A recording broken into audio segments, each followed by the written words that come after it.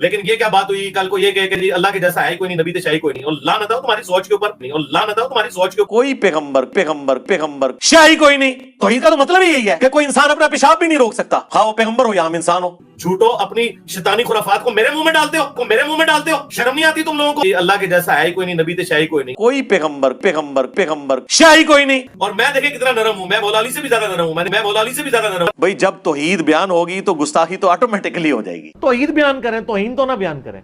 भाई जब तौहीद बयान होगी तो गुस्ताखी तो ऑटोमेटिकली हो जाएगी। तौहीद बयान करें, तौहीन तो ना बयान करें।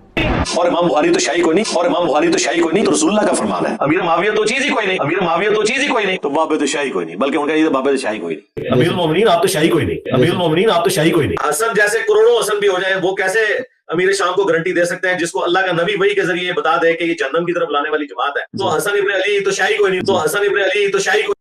अरे कहना क्या चाहते हो?